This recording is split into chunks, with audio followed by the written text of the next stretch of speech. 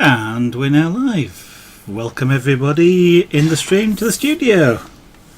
I hope everybody is well this evening.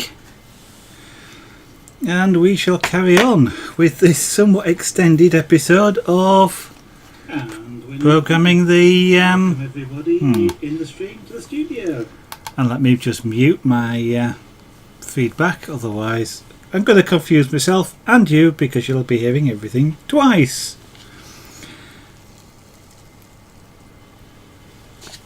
Okay, it's been a bit of rearranging around here in the studio, so I hope the picture's okay.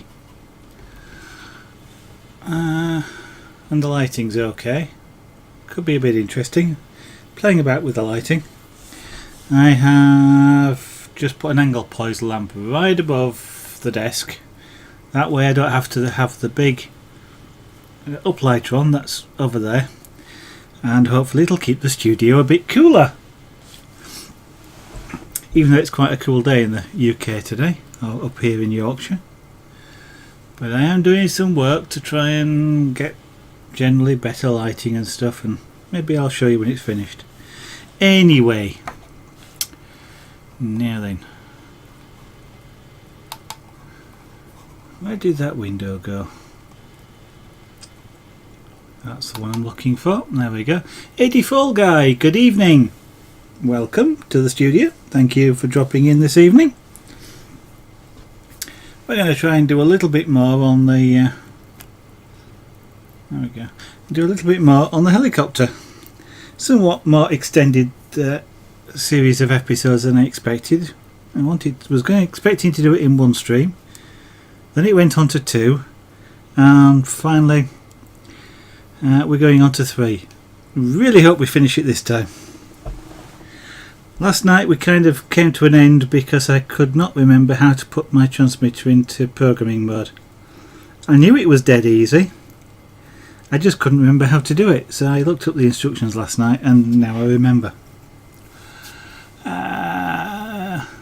Yeah, well, the charger is not plugged in and it's close enough. It's not too bad. There isn't, the electric stuff's out that way rather than that way, so if it makes you nervous, I'll move it. This isn't plugged in, but I've been using it this afternoon, so I just thought I might as well show people on stream who may not be familiar with chargers what they get used for and things like that. Because there are certain conditions to charging batteries. Battery chemistry, or batteries, like this one, which is a lithium polymer battery, charge in different, or use a different charging technique to something like the battery I'm just about to get out and show you, which is a nickel metal hydride battery.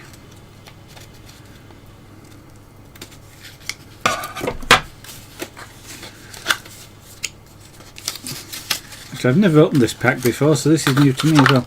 But there we have a nickel metal hydride battery.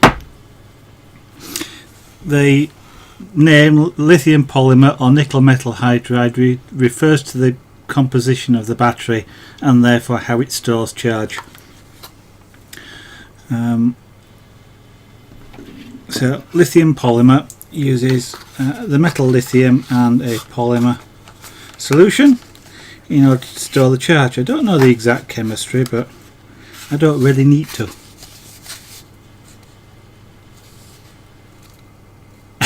Yeah, I know. I kind of understand that when I see people doing things sometimes, and yeah.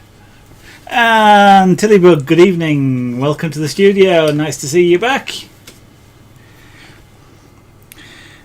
So each charger, each battery chemistry, basically, generally speaking, has its own way of charging things, and you can buy chargers that will charge nickel metal hydride batteries, nickel cadmium batteries. You can even buy ones that will charge lithium polymer or what's the other lithium one? I can't remember now. Lithium ferrous, I think, something like that. LIFE. I can never remember what they stand for. But what this is a somewhat versatile charger that will charge all of those plus a few other different chemistries. So essentially it's got a tiny computer built into it that knows how it should charge the batteries, and therefore is able to do so in a safe manner. The lithium polymer batteries particularly are prone to what's the word I'm looking for? They're prone to becoming damaged if they are charged incorrectly, shall we say. They are perhaps a little bit more prone to it than other battery technologies, like the big one I just got out, the nickel metal hydride. So it's kind of important that you get the correct or a suitable charger. As I say, this one is suitable for that. This one operates at 12 volts, but what it does have is got its own inbuilt mains power pack, which plugs in the side. Oh, sorry, it plugs in the side. That's the commonly known as a kettle plug, but it's an IEC connector, so I can plug this directly into the mains, or if I choose to do so, I can connect it to a 12 volt power source using these clips, which is 12 volt battery will do just as well. Webbo Beast, thank you very much for following. That's kind, nice of you to join the studio. Just talking about the model helicopters I've been building, so I'm doing the whole thing that surrounds it as well. Long time no see. Well, I've been around a bit. Not exactly go bang 84 guy. Usually what will happen is the cells will just puff out and they'll get somewhat round. You will see on the internet lots of people making them go bang, and literally making them set on fire, but they are trying relatively hard to do that. They are purposely mischarging them and really abusing them. The sort of thing that a proper charger won't do, normal use won't do. So yeah, you can make a nickel metal hydride battery go bang, and it'll go with a louder bang if you do the sort of things that people do with lithium polymer batteries. What comes into this is, of course, this usual thing. Lithium is a metal which will sort of self-combust in oxygen, shall we say. And so everybody has the as on the internet, all these experts have said, oh, they must be dangerous, and then they set out proving that they are. Well, I can take a capacitor, which is not inherently, it just stores charge, somewhat like a battery, you might say. If I take a little 10 volt capacitor, like an electrolytic capacitor, I put 50 volts across it, capable of about 3 amps, it'll go bang rather loudly and spew its insides all over things. That's kind of what they're doing with these things. They're reasonably robust. Yeah, so I'm just let a lot of people get really wary of them. It's a good idea to take care, as it is when you're storing charging any battery. So I, for example, no matter what battery I'm charging, it will be in the same room I'm in. I don't go away and leave them, and because these big batteries, I don't even go away and leave like camera batteries or stuff like that. That way, if anything starts to happen, I can stop it. But anyway, 12 volt input to this thing. What we then, this being what I might call a universal charger, you get leads that have different ends on, so that, for example, this one will charge this battery because it has a compatible connector. you do have to make sure that it plugs, when you plug it, the compatible connector together, that red and red go together, just in case some silly person's wired this thing backwards, and sometimes they do. And if you plug it in and try and like that, there you go.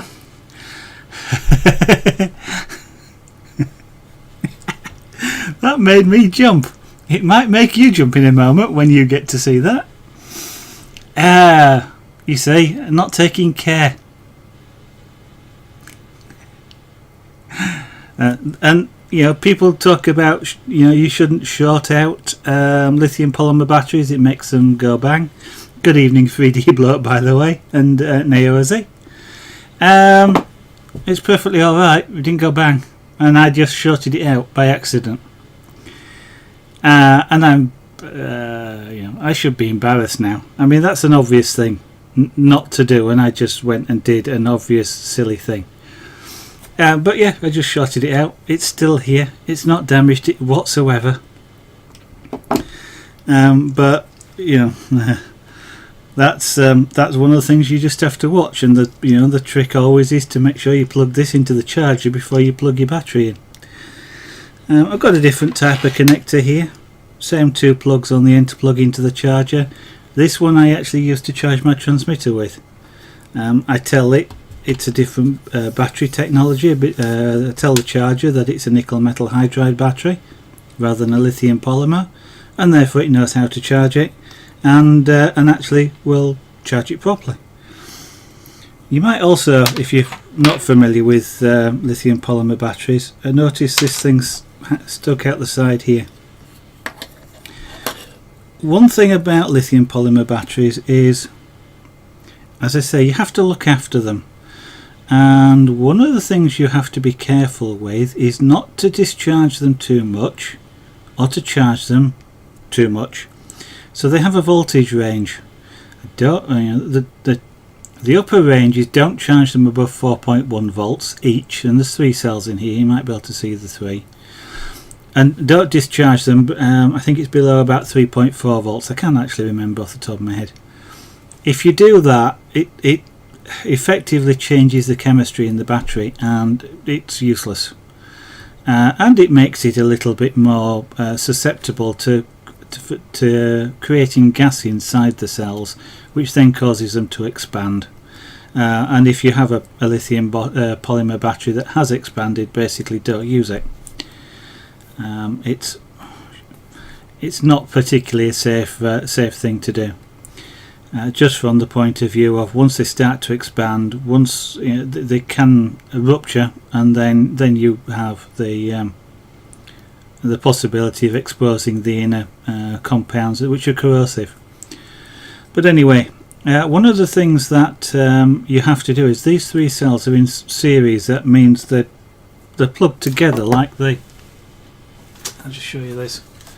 Like you would do in a torch, for example, where there's 2 batteries, or here, where there's 3 batteries in series with each other. The top of one touches the bottom of the other, and so on. Well, there's not exactly a top and a bottom, but there's the equivalent of that in this battery, and they're in series, which is why it says it's 11.1 volts. Each battery is about 3.7. That's a nominal, what they call a nominal voltage. It's very rarely exactly 11.1. When it's charged, it's slightly more. When it's flat, it's slightly less. It's just that's about what it is. But it is important that you don't exceed that 4.2 volts. So what there is in here is these wires are connected to each individual cell, whereas the 2 charge wires here go across the whole pack. These are connected to each individual cell, and when you plug it into this board here, which then allows the charger to read each cell individually, and this charger does something that's called balancing. It ensures that each cell individually is charged fully and isn't overcharged, and they all have the same voltage across them when they're charged. it gets into a little bit technical why you need to do that, but essentially, this is what's called balanced charging. It's a real good idea. If you've got it, use it, and it just saves having to buy lots of battery packs, because you burn them out, or puff them out rather than burn them out more than anything. So that one's been charged. Using that charger, as has my transmitter. So I shall just put that away.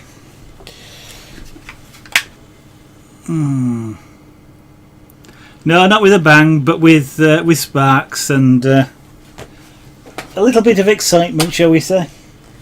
It made me jump. It wasn't dangerous at all, but a little bit of arc welding, shall we say. Got wires all over the place. Okay. One thing I'll just mention about these as well, they've all got writing on of these. You've got 4 things that you should know about batteries when you're using them in this sort of from models, if you like, or I was about to say high capacity, but what I mean is sort of heavy duty use. It's not the sort of thing you need to know to put a battery in a clock or something like that, but when you're using it to drive a helicopter, for example, there's four things that you need to know. One is the voltage, the 11.1 volts. That's important because that tells you whether your speed controller, for example, has sufficient capability to handle that voltage, and whether your motors are designed to operate with that sort of voltage. And if they're not, then you have to change something. I shall answer that in a second, Job Wob, and welcome to the stream and to the studio. The second piece of information is the capacity. That's the 850 milliampere hours. What that means, it's a theoretical number to some extent, but what that is supposed to represent is this battery has enough capability to supply a current, that's the actual moving electron force, of 850 milliamps for 1 hour. So less than 1 amp for 1 hour, 850 milliamps. And all batteries have a capacity like that, and that's one way in which you work out how long how long your battery will work in a clock. For example, if you know what the clock wants, then you can do a simple maths. If it wants 100 milliamps, then 850 divided by 100 is 8.5 hours. So after 8.5 hours, your clock would have flattened that battery. Clocks really take a lot less than that, but that's just a silly example. The other thing that you need to know is this value here, 25C. What that tells you is how quickly you can discharge this battery. Now, let me just get another battery pack, because I find it'll be a bit easier to explain.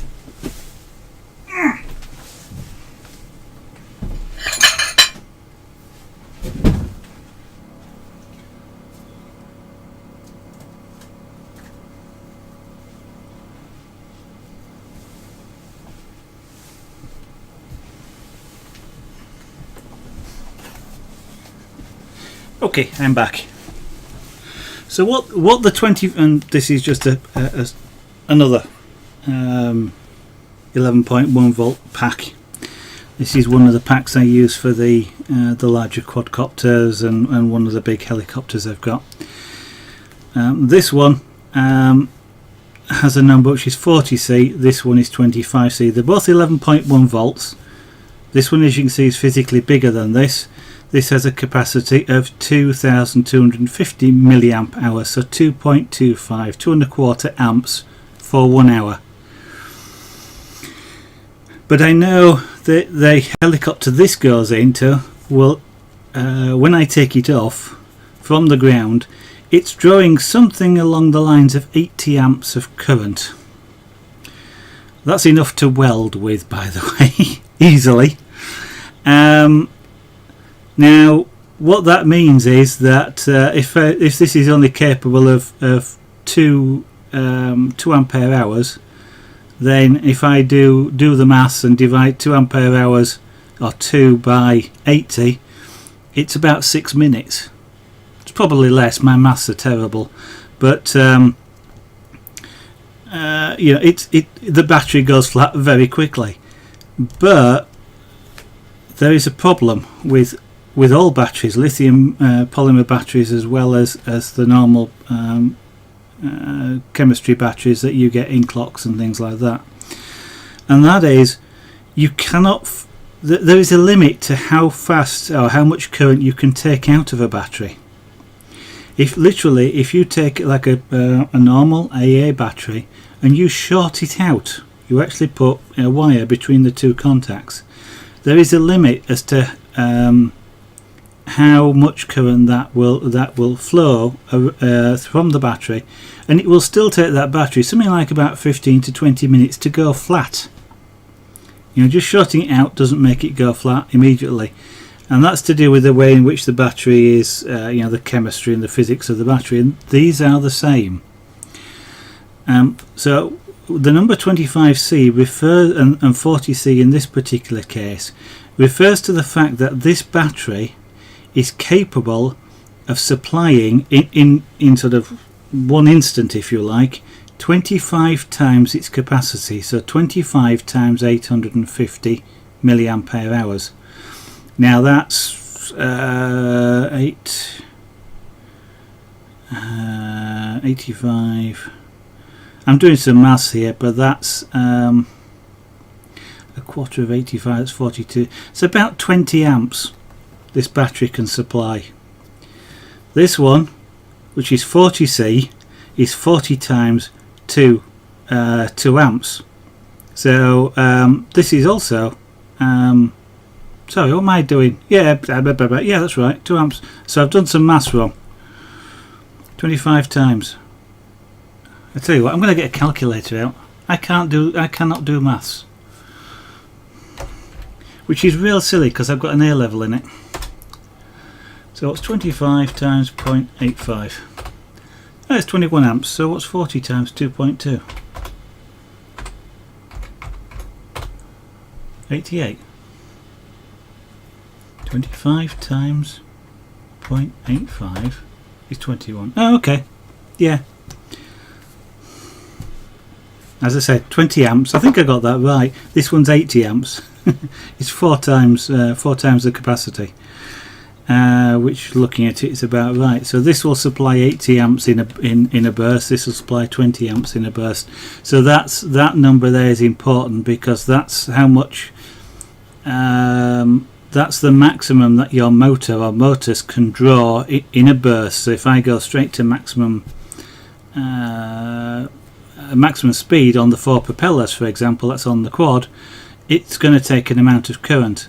It's got to be less than 25 times that. If it isn't, then what I'm doing is I'm trying to draw too much power from this, and that will damage the battery chemistry. Again, the cells will swell. And this one, I've got, you know, I can go up to 80 amps, and I know that the helicopter that I fly this with, if I did that, would easily draw the 80 amps. And what you also sometimes get is the speed controllers will ensure that they limit the current, so you can't always do that, but anyway. So that's an important number. And now, just before I tell you about the fourth one, do I fly FPV, first person video? No, I don't. I don't have the equipment to do it, and it doesn't fantastically interest me, to be honest. I am more interested in flying third party, but in the UK you need 2 people to fly first person video, because somebody the person who is flying the model must have it in view of their eyes at all times. So the only way in which you can fly it is with a screen on, like a transmitter, where you can look at that and look at the screen, look up at the model. You've got to have it in view. So as I say, it doesn't fantastically interest me. I much prefer just hovering. My interest in helicopters really is hovering them at below house height, shall we say, you know, under 50 feet, something like that. That's just me. Other people of course do. Yes, you need it. No, that's the other way around. The spotter is somebody who is watching out for you whilst you're not watching the model. If you're talking about first person video, it needs to be the other way around. So your spotter can be the one controlling the camera, for example, wearing, let's say, a virtual reality type headset or the screen headsets, but the person flying it has to be able to control it visually without any aids. I just mentioned this fourth one, then I shall come back to chat. The fourth parameter, which isn't actually listed on these batteries at all, but it is an important one, and that is how fast you can charge them. So you can discharge them at 25 times their capacity or 40 times the capacity, but basically how fast can you charge them? The normal rule for charging batteries, it's a sort of an accepted rule. It's not actually a physical limit or anything, it's just a convention. And the convention is that you take 16 hours to charge a battery. And the 16 hours comes from 10 hours plus the fact that batteries don't charge very efficiently. So it takes 16 hours. So to charge a battery of 850 milliamp hours in 10 hours, you need to charge it at a tenth of that rate, so 85 milliamps, or in this case at 225 milliamps, or a quarter of an amp roughly. And you know, whether it's lithium polymer, whether it's nickel metal hydride, nickel cadmium, that's kind of an accepted rate that batteries should be charged at. However, you know, most people are not fantastically interested in waiting overnight to charge their batteries, basically, and especially when you're using them to fly models or whatever, or you know, drive your car around, or you want to charge them faster. Most batteries can be charged faster, and the charge rate depends again on the chemistry and the way the battery is designed. Now, it is an important one. So for lithium polymer batteries, it's generally accepted you can charge them at their capacity. So this one can be charged at 850 milliamps. It'll take longer than an hour because charging isn't 100% efficient. So about an hour and 15 minutes, something like that. This one you can charge at 2.25 amps. Again, it'll take about an hour and 15 minutes. Still quite a long time, and so some batteries can be charged even faster than that. This one I know can be charged at 10 times its capacity. So I could, in principle, charge this one at 22 amps. That's a heck of a lot of power. My charger won't do that. And therefore, because I'm charging it at 10 times its capacity, instead of taking an hour, in theory it takes 6 minutes. It won't. It'll take more like about 15. But it's still a really fast charge rate, and my charger won't do it. And ideally you don't want to do that too often, because it's not particularly kind to the batteries. They get warm, and they get really warm. And the faster you charge or discharge them, the warmer they get, and heat is the thing that kills batteries. It makes them swell up, as I mentioned before, and puff out. This one, however, is only rated to charge at 2 times its capacity, so 1.6 amps maximum for that, and I suspect it will get quite warm. And if you don't need to charge them that fast, don't, is basically the advice, really. Generally I just charge these at what they call 1C, which is 850 milliamps in that case. Most of the time that's kind of fast enough.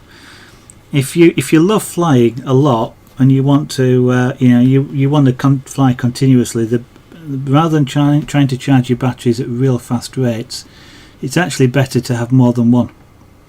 And then you can you can charge 4 up, and since this will run for about 10 minutes when it's in the quadcopter, if you've got 4 or 5 of them, you're flying for about 40-50 minutes.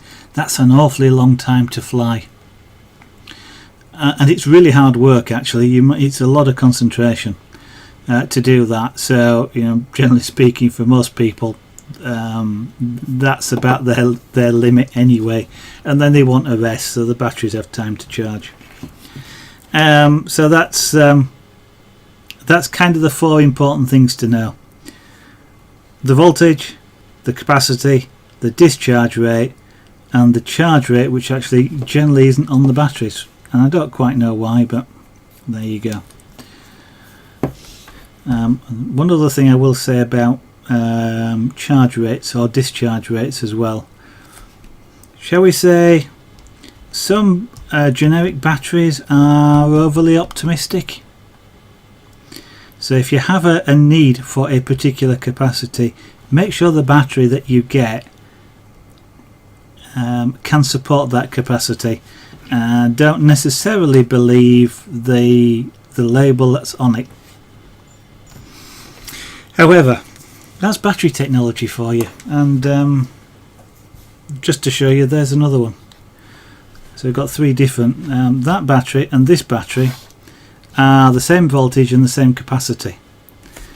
They're slightly different sizes, but in terms of volume they're probably about the same volume. This one's thicker but shorter, and slightly wider. So there is also a difference. They have slightly different discharge capacities. This one's 30, this one's 25, and that generally the higher the the higher the discharge, the larger the battery is as well to support that. And again, this one will charge at 10 times its capacity. So anyway, there we go. Now you know a heck of a lot more than you ever wanted to know about battery technology.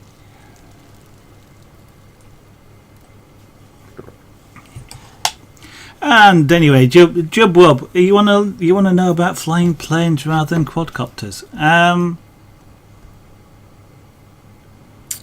It's a long time since I've flown planes. I kind of would like to get back into it at some point, but there's just too much else going on with all the art and everything else. Much of what I have talked about for electricity purposes, batteries and stuff like that, it applies no matter what model you're talking about, whether it's a plane, whether it's a car, a boat, or a quadcopter. Essentially, the main difference is how big the motor is and how powerful it is, really. Depending on whether it's swinging a big propeller, turning a wheel, or something else. But if you actually want to, I don't know what you mean by starting to fly planes. I mean, if there's things which get called indoor or park flyers. They have a wingspan of let's say about that sort of model, range, or about a couple of feet. Those sort of things are intended to, not intended, what's the word I'm looking for? They're sort of, generally speaking, you're capable of learning to fly them without assistance, shall we say. But if you're looking to fly any sort of model, whether it's a plane or a helicopter or a glider, I certainly would highly recommend you finding a local model club that does fly models, because especially if you ever want to learn to fly bigger models than that, than sort of what they call the foam flyers or the park flyers, because there'll be people there that can make sure that the model is set up correctly. They can make sure that the controls are all set up correctly. They can test fly it for you, and they can actually there are ways by which a transmitter like this one can be connected to a second transmitter, such that it's a bit like dual controls in a car that driving instructors might have. You know, there's the way which the instructor has full control, but can at the flick of a switch allow the person he's teaching to sort of take over using their own transmitter. And if they get into real trouble, all the instructor does is let go of the switch, and he has full control back, and that can save you a heck of a lot of expense, because, you know, big models or even just, you know, small models but with expensive components, it can soon add up. You know, helicopters, I mean quadcopter, you know, the quadcopter I'll get out in a moment, it's got 4 motors. If I wreck those 4 motors, that's probably 60 quid's worth of motors. That's probably about $80. So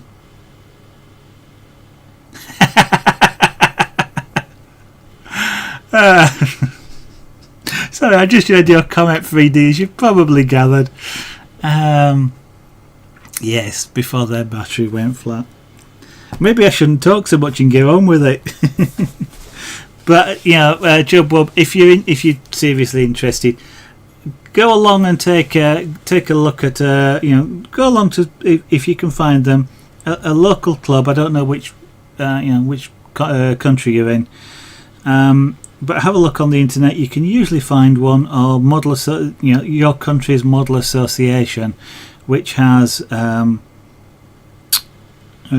which will generally be able to advise where the local clubs are. Most local clubs are extremely friendly to people who are beginners. Certainly that's what I found in the UK. Obviously I can't strictly speak for other countries, but I don't see any reason why they shouldn't be the same.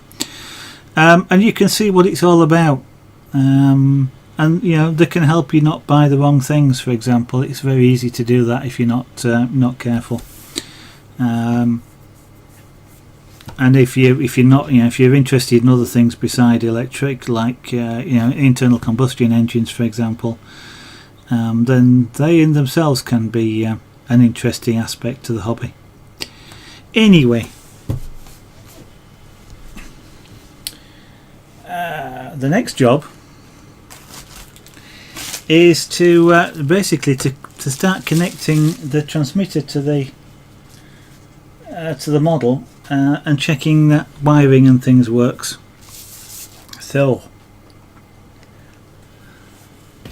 and this is where I couldn't remember last night how to put this into programming mode, and I knew it was very simple. I was trying to hold one of these buttons down, which I know is how you get into programming mode. What I'd forgotten is you actually have to hold 2 of them down. So I hold 2 down and I turn this on. Different transmitters have different ways of doing that. And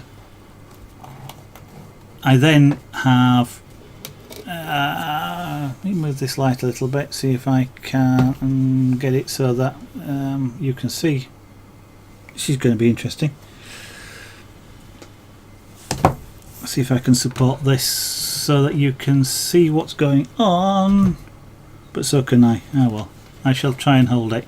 What we've got down here then is basically the transmitter's control panel, by which I set up everything that I want to set up. The first thing I need to do is I need to select a new memory space for this. Each model that I've got has its own unique memory space in the transmitter, and the model knows which memory space is being used. And if you were on the stream last night, what I'm actually talking about is there is a unique encryption code for the memory space, and the receiver learns that unique encryption code and will only respond to it. So if I'm don't have the correct memory space connected, the quadcopter that this one is for, if I turn the quadcopter on and try and use a different memory space, the quadcopter will just sit there going, yeah, and when are you going to talk to me? And it won't do anything, which is really good. It's a really good feature. Now I need to select a new memory space, and I've got to find one that's not in use. Model 8, and this is where I start having to remember how to program this thing. So no, that's a copy. I did not mean to do that. Model 8. Okay, there we go. I have to give it hang on, I've got something selected incorrectly here. This is not, I do not want this to be a helicopter. Maybe it comes later. I'm going to give it a name. I've got to think up a name. Oh, I know. So this is the usual thing now, just programming a name.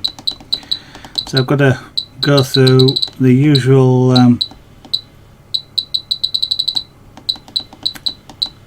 one letter at a time. Quad, and there we go.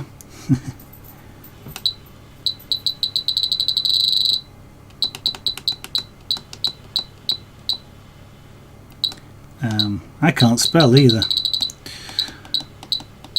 since I wanted to call it quadpod to you.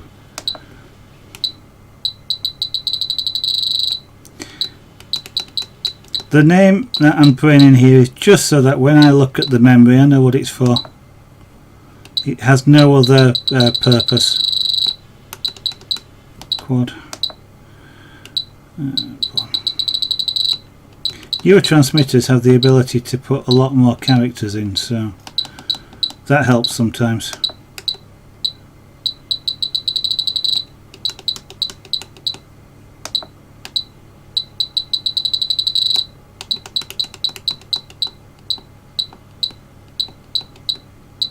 Quadpod. Just Jessup, good evening. Yeah, that's right. Yeah, I can't do anything about that, I'm afraid. I can't turn the beep off either. I can turn the microphone off, but no, that's the worst bit of the beeping, I think. Here we go. Now,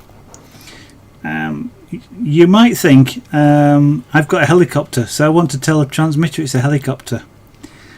That seems a reasonable assumption. Unfortunately, that's wrong. The helicopter design on the helicopter that the transmitter, if I tell it it's going to control the helicopter, it's expecting a certain arrangement of controls, and what this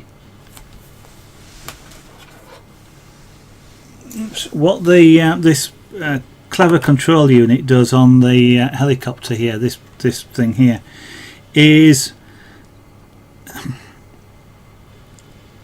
it translates a very unsophisticated control system into the very sophisticated control system that's needed to drive a quad. It's kind of hard to describe it in a way that won't sort of get too technical, but essentially this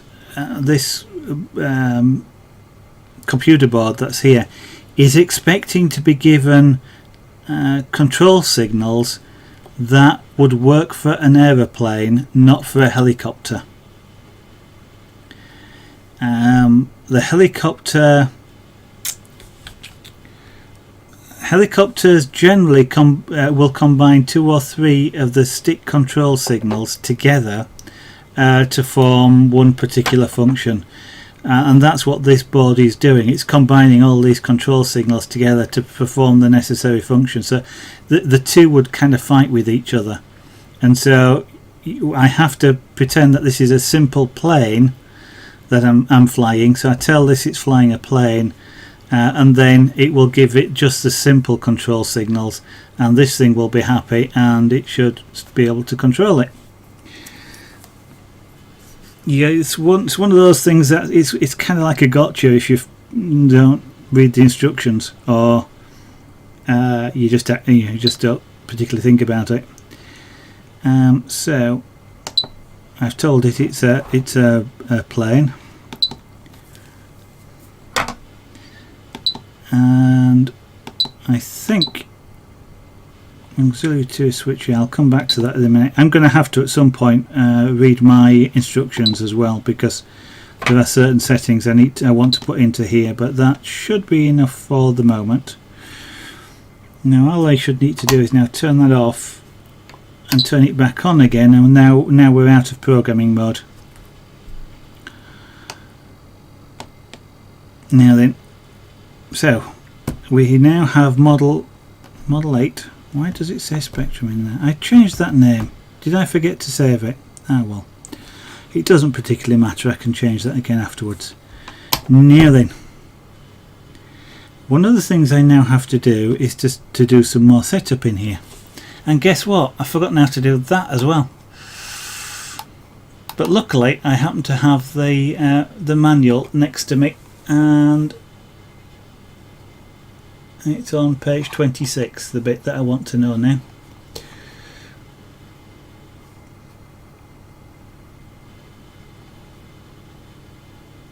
So down and select, okay. Down, okay.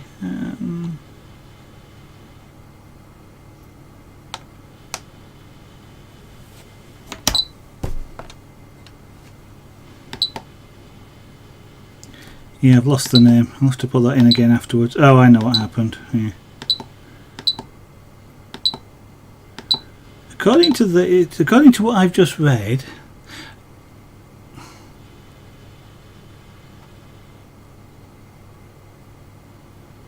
so to access server, press the power on, turn the down select key, press the up or down. Yeah. Basically, I don't do this very often, of course. I've only got 8 models and I've had this 3 years, so you can imagine how often I do this.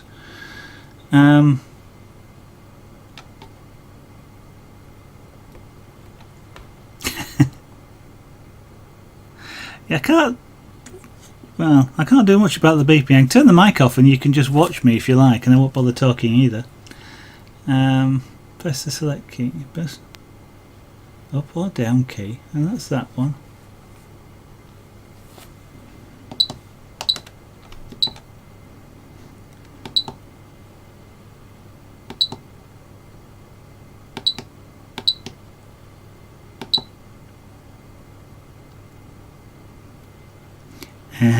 Hang on a minute.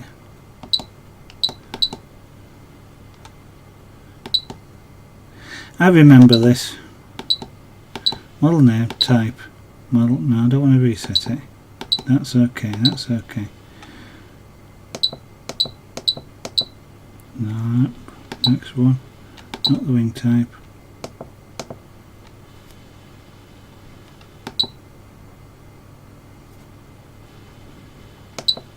No. Okay, I am now totally flummoxed. To access that, press the down and select keys simultaneously to enter the function mode. Oh, I can't read.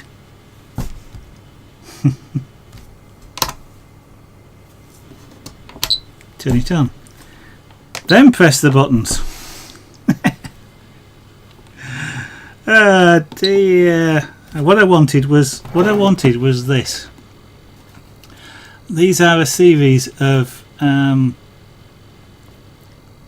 switches, yeah, or virtual switches, and what these virtual switches do is turn these controls around 180 degrees, logically speaking. So normally if I push this stick like that, I expect the model to tip downwards, and that require for that to happen, the signal gets sent to the receiver and then out to whatever's doing the control of the model. Whatever's doing the control of the model has to understand that that signal means do that. Now there are circumstances where, for whatever reason, it could be the way the model's designed, it could be the brain of whatever it is, where if I do that, the model will actually do the opposite, which is tip backwards. And of course that's not what you want. Now there are, if you've built a model plane, there are ways of getting around it, and that's what we used to have to do years ago before we had this capability of these virtual switches. So what the virtual switch does is when I do that, it actually tells the model that I did that instead. So it kind of reverses what I told it, and it tells the model that I'd done the opposite. So therefore, instead of it tipping back, which I didn't want, it tips forward as well. But the model thinks it's going backwards. Does that make sense? But that's what these switches do.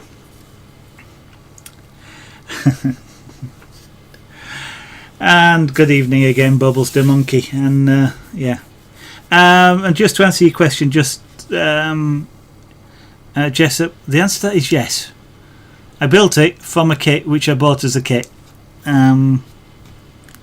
I could go out and source the parts, as I said yesterday, but by the time you've done all the calculations to work it out, and so you're either going to take something that somebody else has said, here are all the bits, these are the bits that you want to buy, so it's a kit of parts, so it's a parts list. So you just go out and have to buy exactly the things that are said.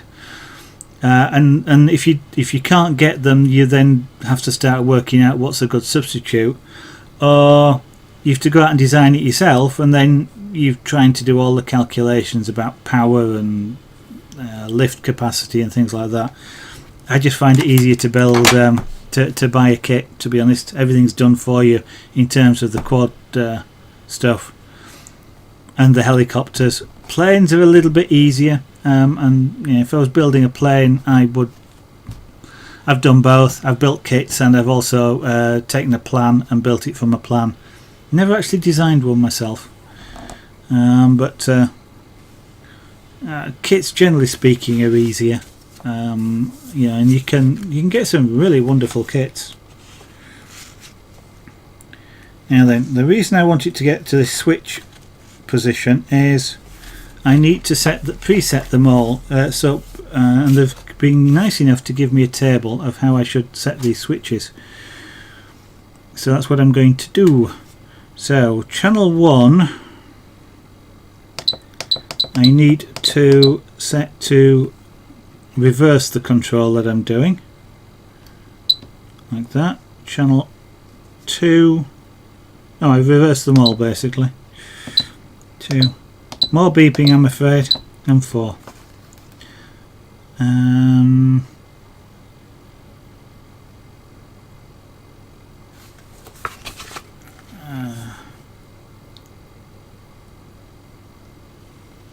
Okay, so that's the main thing. That's kind of important because this control, which is the throttle, which controls how fast the rotors spin, that needs to be the minimum or off basically, and that wants to be maximum. And I need to know that, and the model needs to know that one, especially before I even start, because I kind of don't want to connect it all up on the desk here, thinking the motors should be off, and all of a sudden they're spinning at maximum speed. I'm not going to put the propellers on, but it's still something you don't kind of want suddenly going around all over the place. So that one's done.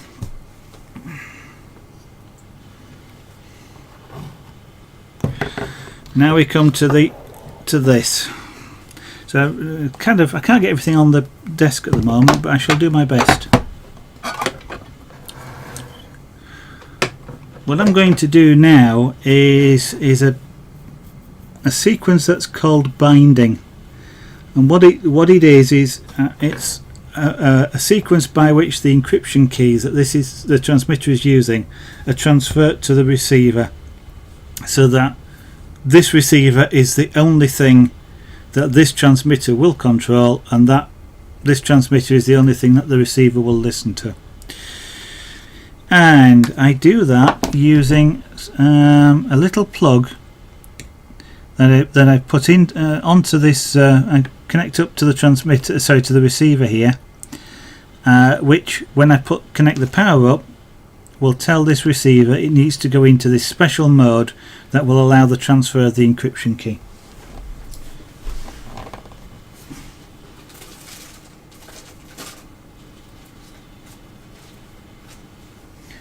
And that's what this little thing is here. It's called a bind plug, remove before use, a bit like the things you get on the front of jet aircraft on the pitot tubes, but this one is to put this into this special mode.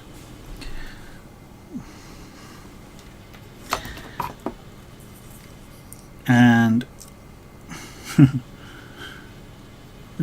what do you know? I've forgotten which is the right plug to put it in.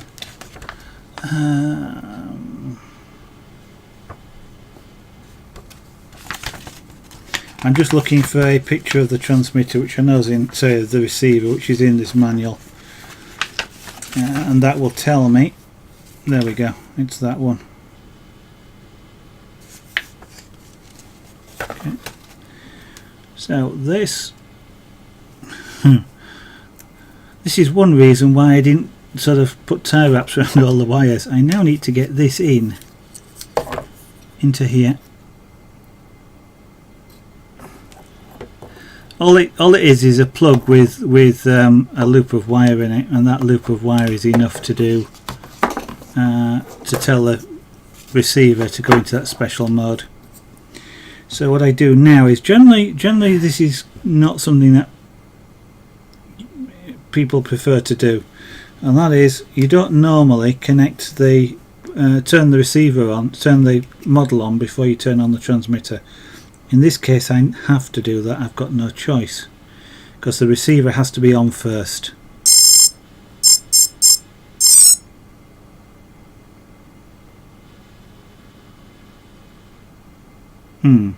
That noise that you heard was coming from all the speed controllers which just initialized, and I didn't expect them to do that.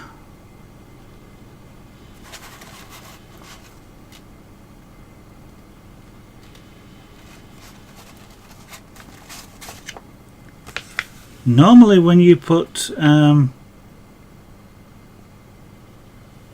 when you put a receiver into bind mode, it doesn't put out any signal at all. So none of the speed controllers, normally the ones that I'm used to anyway, would initialize at that point, because they're not getting a signal.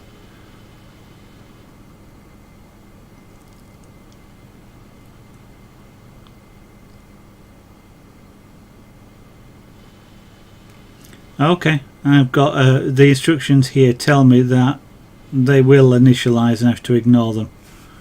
Okay, that's something that doesn't normally happen. So what I've now got to do is put the transmitter into that special mode as well, and I do that by holding a button down on the back and turning it on. And then when I let go of the button, I should have caused a bind to occur. And now we've got what looks like an indicator light on this board. Now if I have this right, if I put the speed up, these motors should start. There we go. Now I don't know if you can tell that.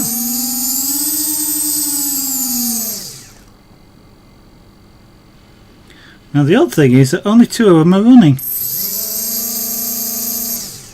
And I don't know why only two of them are running.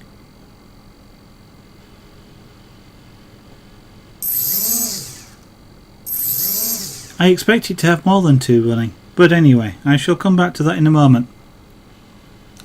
Yeah, he's alive!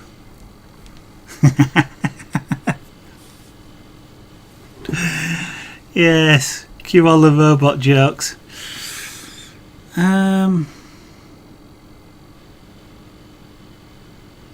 Right.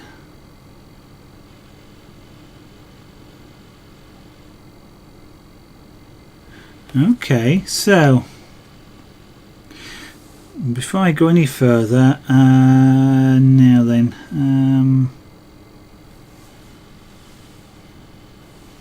what I need to do now before I go any further is I need to remove this bind plug before I power down the receiver, because if I don't, it'll lose the information it's just got from the transmitter and I'll have to do it all again. Excuse me, this is kind of awkward to get in. There we go. I don't want to pull on the wires even though it's a nice loop, because doing so could pull them out. So it's telling me I should power cycle this receiver, so I take the power off. Okay. And now it's also telling me I should calibrate the receiver, sorry, the control board here. And I'm supposed to do it, I think, by holding down a button which is marked Cal. Now I'm looking for a button marked Cal, and there's only one button I can see that's on there, and it's that one, and it's not marked. Near the front left hand corner of the board. So that's the back, so that's the front left hand, so that must be it. Okay. What this is supposed to do is initialize all the gyros and work out all its initial startup settings. And I've got to have 3 hands to do this, because I've got to plug in the battery pack while holding this button down. Not easy.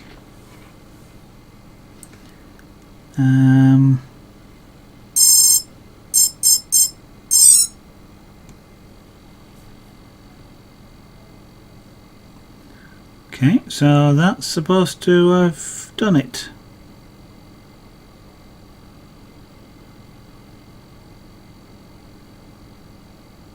Yep. Okay. Incidentally, by the way, you heard those tones coming. Those came from the model here. There is no speaker on this at all. The tones you actually heard were coming from the motors themselves, and basically they were moving so fast that they actually generated that sound wave that you actually heard. It's kind of like a vibration more than spin, but they actually sort of vibrated backwards and forwards so fast that they actually created those tones. Now then, am I going to get all 4 spinning, or am I just going to get 2? I'm only getting 2, and I don't understand why I'm only getting 2. I fully expected all 4 to spin, because that's what I'd expect for takeoff. Okay.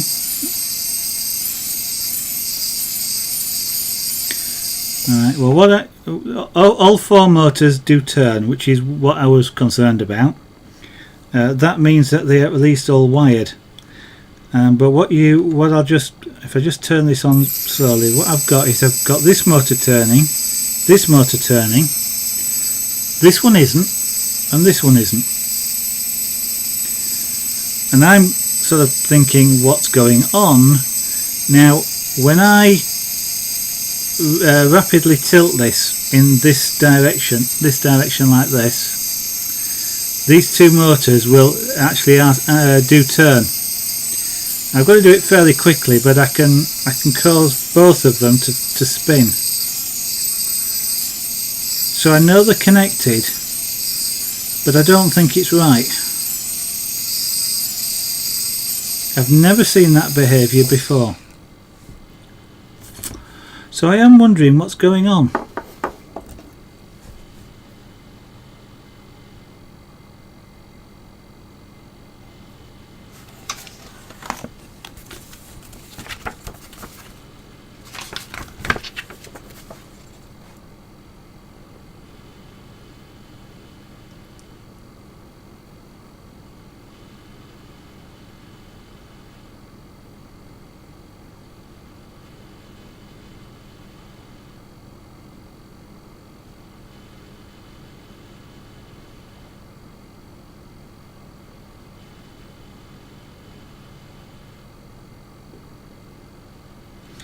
Okay.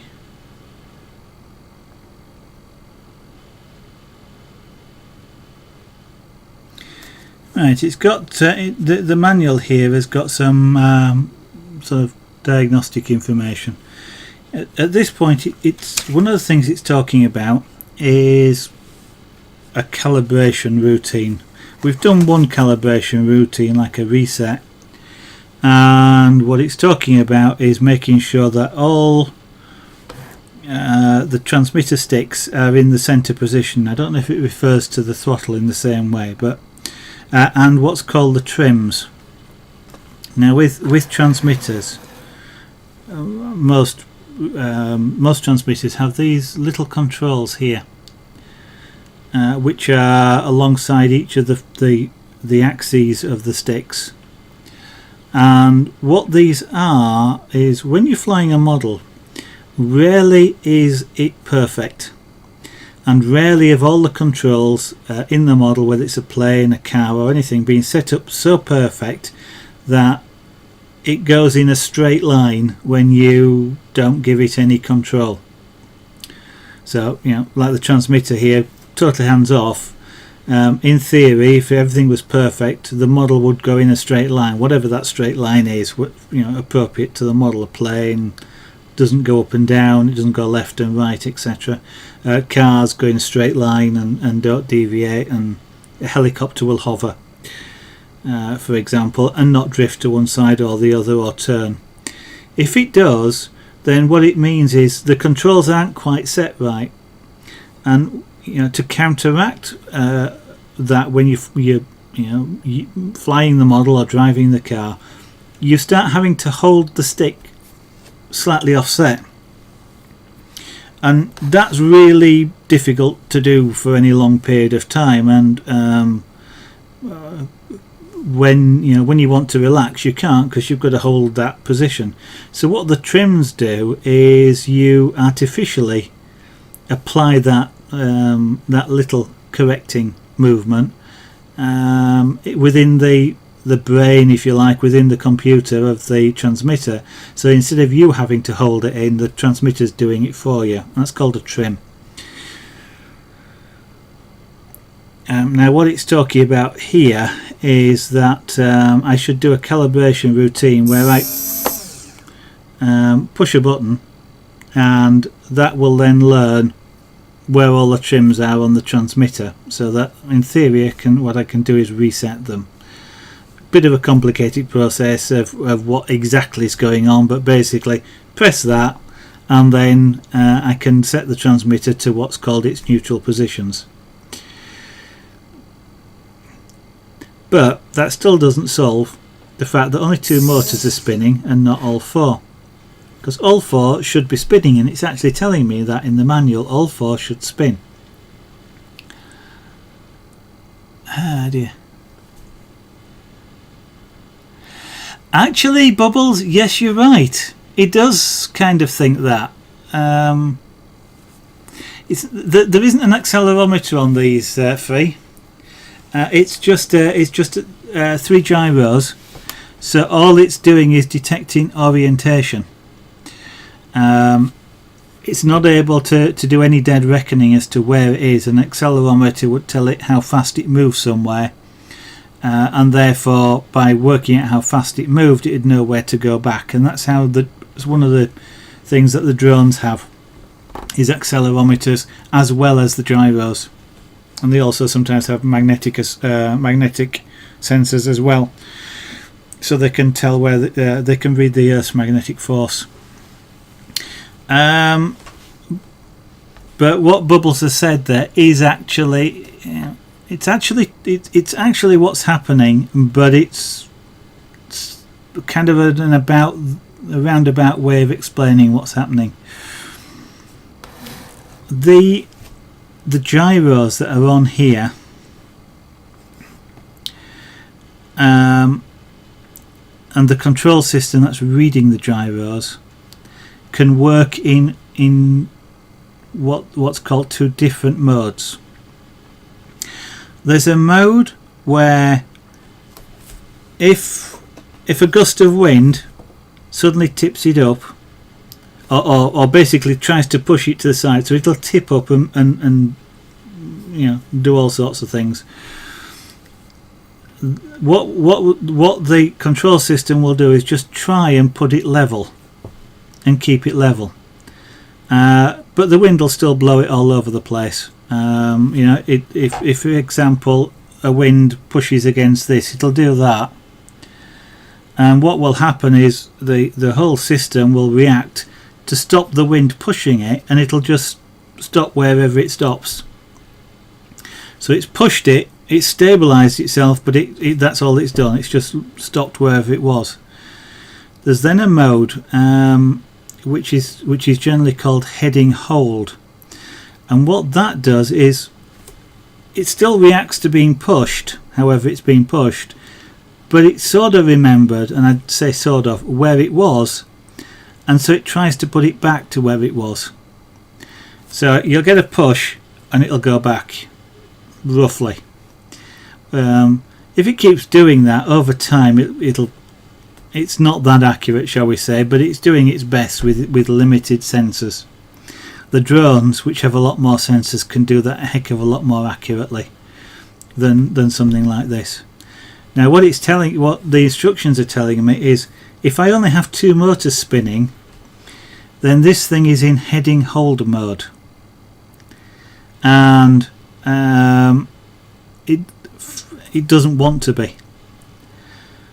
Now I half read about this last night, and actually I'm quite disappointed, because what this is effective, what the instructions told me, which I didn't know when I bought this, is that you have to take this thing off the ground, not in heading hold mode. It's got to be in what they call rate mode or standard mode, and once it's flying you can then switch it into heading hold mode.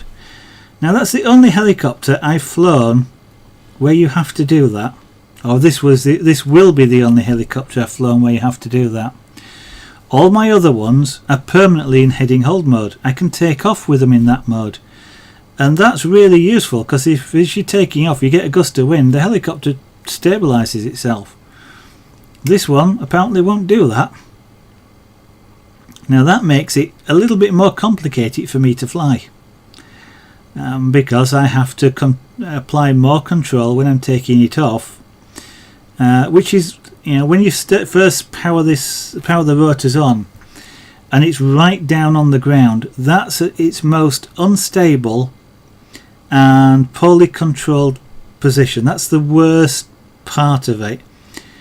Once you get a model helicopter especially off the ground by a certain amount, that certain amount differs for each model, the rotors are spinning really fast, shall we say, reasonably fast, and the model has sort of stabilized itself, and at that point it becomes easier to control and less likely to do something really weird.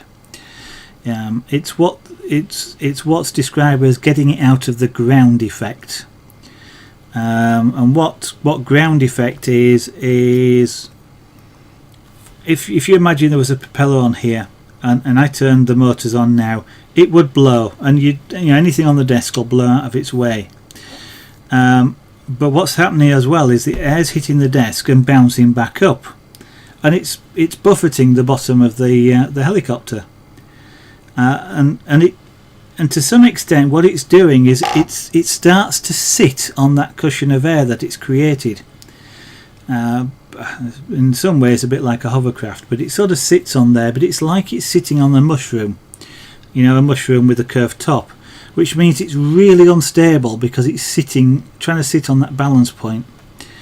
Once you get it up so far, the air basically can't go down and bounce back up. It goes down and it might bounce up a little bit, but it doesn't go it doesn't come up enough to buffet the bottom of the helicopter, and it's in what they then call free air, and so it's not trying to balance on anything. It's now sort of hanging more or less in the air off the rotors, and now because it's hanging, it's a lot more stable than it was when it was lower down.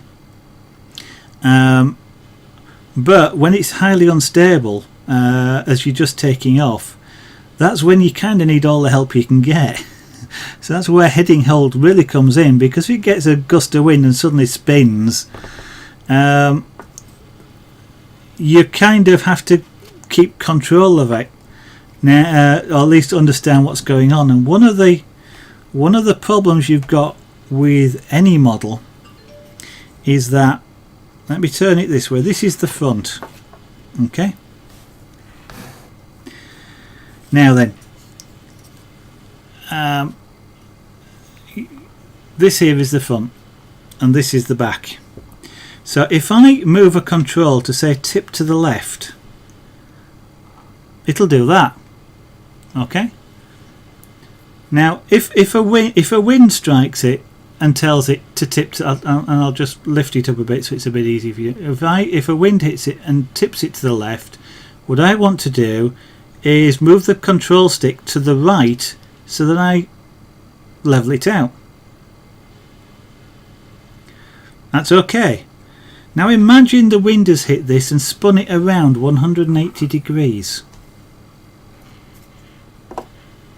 You're now looking at the other side of it. Now if the same wind hits it, you've got to apply the opposite control again. But the problem is that that is the equivalent of what am I trying to say? What I'm trying to say is the controls are reversed. Okay, if you imagine, and I'm rotating it in this direction here, and you're looking at the back of it. If I keep wobbling it in that sort of direction, if you like, and turn it that way, it's actually the exact same movement is now tilting the helicopter in the opposite direction. So what controls I have to apply when it's flying away from me to stabilize it, they're reversed if it's flying towards me. And if you have a model which has just taken off from the ground and it whips around, you have to very quickly sort of realize that you've now got to apply reversed controls, and that is a skill which takes a long time to learn, and it applies to cars, it applies to boats, it applies to planes, and it applies to helicopters. Something that's coming towards you, the controls appear, they're not actually, but they appear to be reversed. What you have to do and what you learn to do is imagine yourself sat in it, and if you imagine yourself sat in it, the controls make sense, but it takes a lot of practice or muscle memory or whatever you might want to do to in terms of whatever you want to call muscle memory practice, that sort of thing, to get over that. And I admit I've been practicing quite a bit, and it's still hard for me to do. And I've done this for years. I can fly a plane, but I can't fly a helicopter towards me. Planes are a little bit more forgiving. If you get it wrong, you've got time to realise you've got it wrong and correct itself. Because planes, well, shall we say, the sort of planes that I were flying wouldn't veer off their straight and level flight that easily. So if I applied the wrong control, I've got plenty of time to correct it. With a helicopter, you have no time to correct it before it's on its side and you've lost complete control. So that's kind of why I'm really disappointed that this has to be not in heading hold mode when it's turned on. And to answer your question, Free, yeah, you probably could. Dear, let me just do that. You probably could change the parts. Free, the part you'd change would be this, the control unit, which is the brains of the operation, really. I suppose in principle it just needs a different program in the computer chip that's on there, because other manufacturers do it. As I said, all my other models, and I've now got 1, 2, 3, 4, at least 4 if not 5 models where they're permanently in heading hold. I can turn it off, but I don't. There's not much point. This one I'm going to have to learn where the switch is, and that's what's disappointing with it.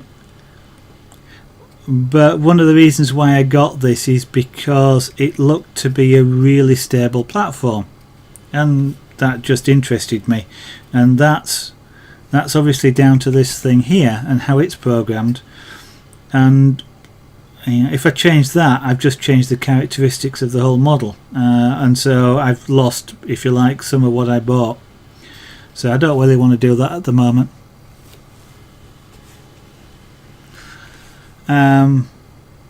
So I've got to learn how to fly this model in rate mode, or at least take it off in rate mode and then switch heading hold on. Now then, heading hold is controlled by the transmitter. That's why there's 5 wires here. One of the wires goes to channel 5 on the transmitter, and channel 5 is one of the switches. I think it's the gear switch, which is this one. So in theory, if I flip this switch, it should turn heading hold off, if I've got that right, and that's what it is connected to. That's one thing I will need to check, but we shall now see. If I turn the speed up, do I get all 4 motors? Now I get 1 motor, 2, 3, 4, there we go. So I've found the right switch. So I don't quite know why they started up in sequence, but very quickly they'll actually synchronize each other, and therefore it won't be a problem. But it may well be that this control unit is doing that to minimize the initial draw on the battery. So 3, all 4 are spinning. And if I throw the gear switch here, 2 of them stop.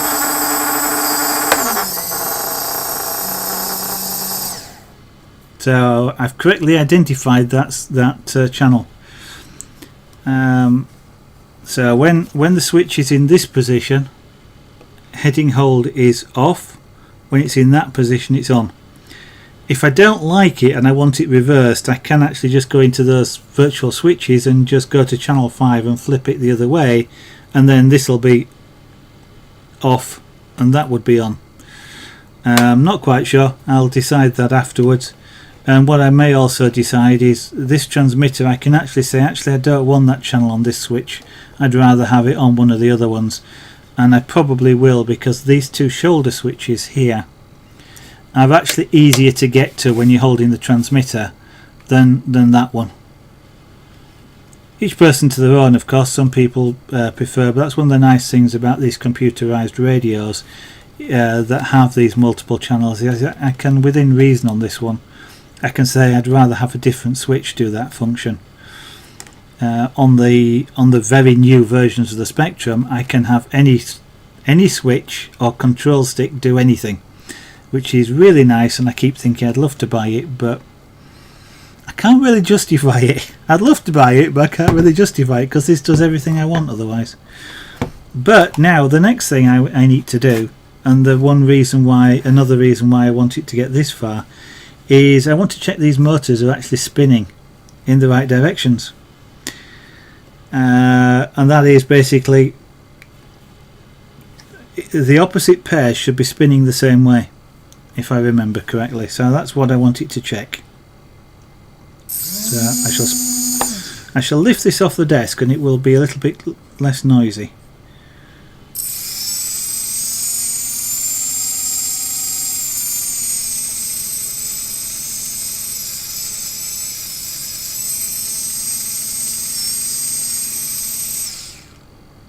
Now usually you can touch these things and feel which way they're going, but I can't do that on this one for some reason. Okay.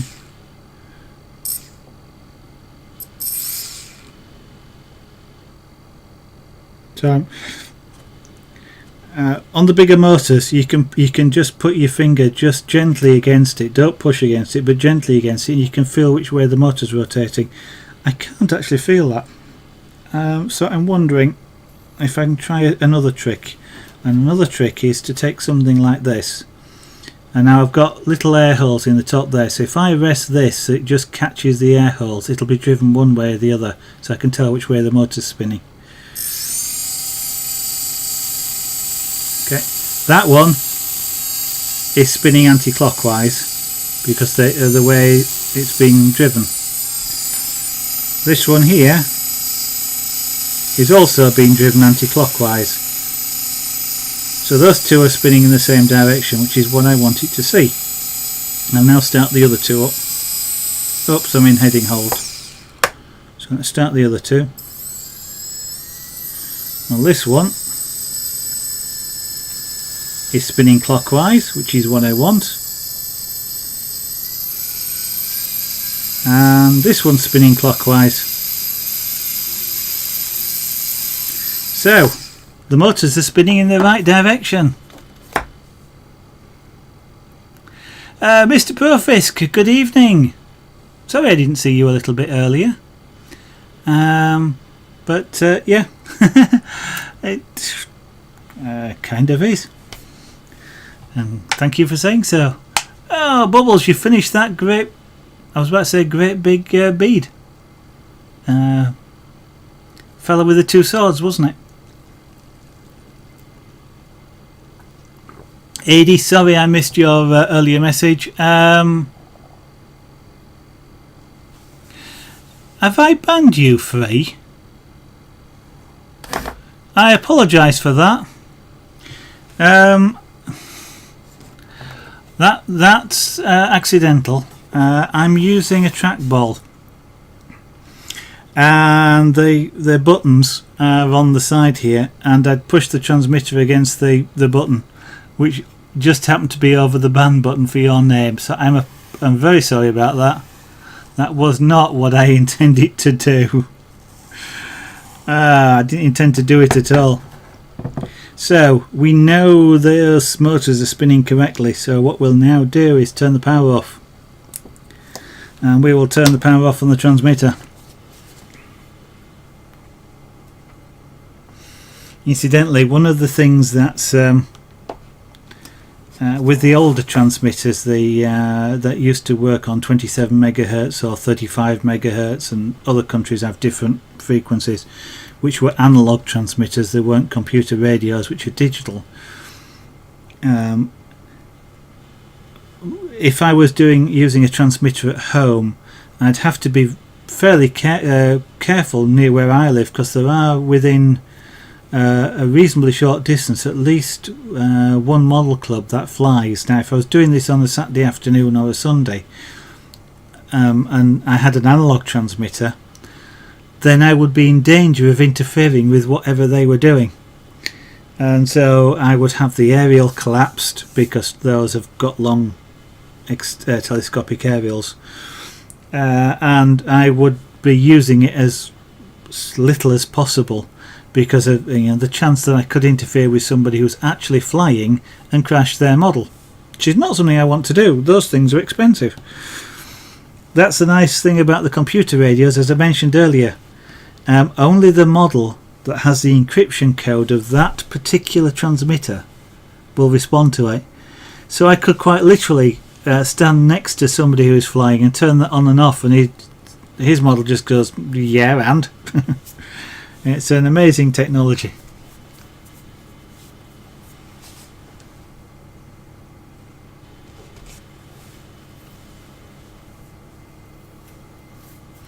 Ooh, lots of white beads. Yeah, it was almost a black and white image, wasn't it? So you've actually gone around you've put the background in as white as well, so it's kind of square. Ah dear. Right, so what do I do next with this? I spent a lot of time talking, and I'll just remind Free we're getting close to his stream time, and that means we're getting close to the end of my stream time, and I still haven't finished this model, and I thought it would be done in the first half an hour. So we've tested it, and the next thing is to do what? Yeah, it says make sure these two antennas point in different directions. That's because they are two receivers, and this is what's called diversity. Not the pop group, but diversity radio. And the idea is basically, of course, if a transmitting signal's coming that way, this antenna will pick it up. If the model turns around and the signal is still coming this way, this antenna will pick it up, and of course somewhere in between they'll both pick it up. That's the rough idea of why there's two aerials and two receivers. Okay.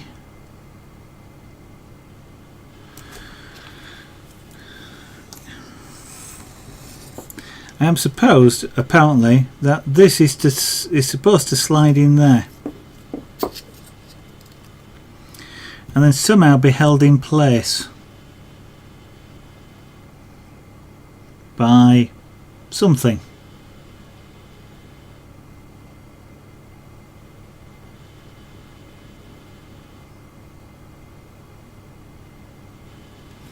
And it's talking about some tape being provided to do that with.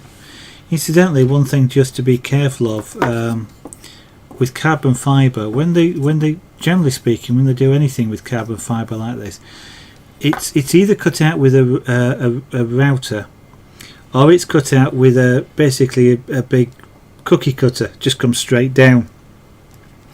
Occasionally they use lasers, but generally speaking what you end up with is one edge which is got a sharp lip on it almost. The other side often will be quite nicely rounded, shall we say, or at least not very sharp, but one side tends to be sharp. And if you have wires that rub against that sharp side, let's say this top was, and I had a wire rubbing against it like this, it will actually rub its way through the insulation and the wire, given enough time, which is one reason to sort of make sure all your wires are tied down nicely so they don't rub. But equally well, sort of the batteries as well. You don't want to end up rubbing through the battery casing. Yeah, then all that nasty corrosive stuff in the middle starts coming out. Now then, what it's telling me is I've supposedly got a piece of foam which is used to sort of help the battery stay in place.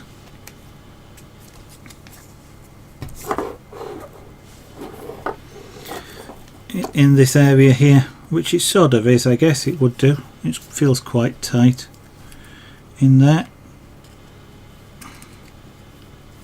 Yeah, it would do. That's and it's not taking a lot of force, but it's firm, shall we say. So that's unlikely to fall out even with quite rough manoeuvres. So that it's saying put it in there and work with it like that. And in fact, yeah, it's in quite firmly, but I'm going to take it out for the moment. Kind of don't really like that. I generally like my batteries secured a bit better, but on all the other models they have velcro straps. Can't easily put a velcro strap in this. Actually, I suppose I could do, because it will wrap. I could wrap a big strap around here, because around there, because the battery sort of goes inside there underneath. It goes in that space, so I kind of could wrap a strap around. I'm not about to start throwing this around, at least not initially, so I will just use the piece of foam as it suggests. So next thing, it talks about arranging the wires. Well, they're not really long enough to do much arranging, but what I'm going to do, I think, is just put a tie wrap just around there, just to hold them in place.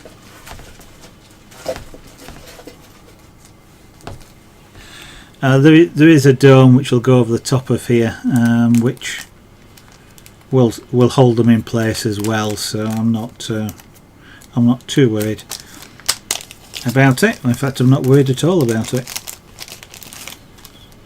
So I'm just going to stick a tie wrap around here, which will just sort of hold them down a little bit.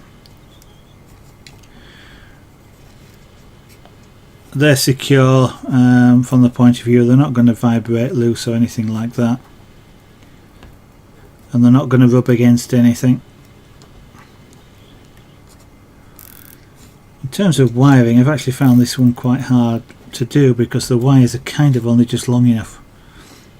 Generally speaking, you have lots of wire, and it's easy to sort of, you know, wrap it around things and what have you. This one's been quite difficult.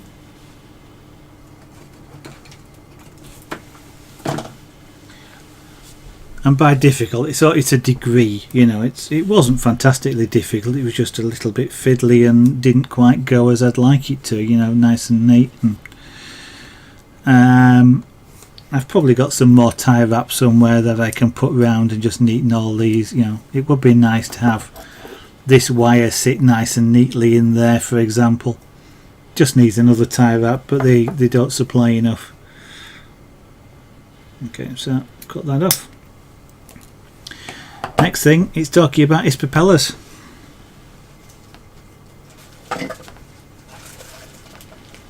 These things, and fairly unusually, these are tri-blade or 3-bladed propellers.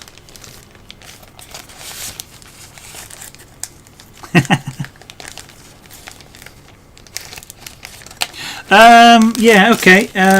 This model is from a company in the UK called Snellflight. SNELFLIGHT, and it's called the Quad Pod.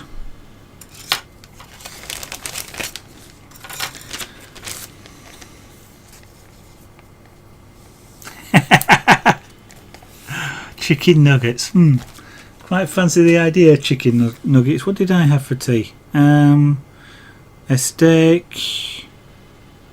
Not a steak. It's not steak, I can't remember. Some sort of steak, you know, stewing steak or something in gravy.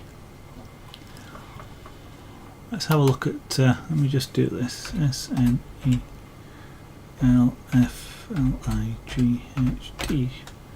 Snellflight. And the Quad Pod kit. Okay, so just as an example, I'm just looking now. The kit, the complete kit, which is what this is, but not their complete package, their complete kit, currently on their site now is listed as £166 plus VAT, and VAT in the UK is 20%. So that puts it just under £200 for this kit. Not too bad. You know, quad prices are generally at least that. Says off. Thank you very much for following. That's most kind of you. Welcome to the channel and to the studio. And by pure coincidence, I seem to be have adopted that name, don't I? The studio. Whether it's an art studio or a television studio or a modelling studio. Yeah. I kind of what's the other one? Who was the? Just bear with me a second. I just want to look at. I can never remember model names.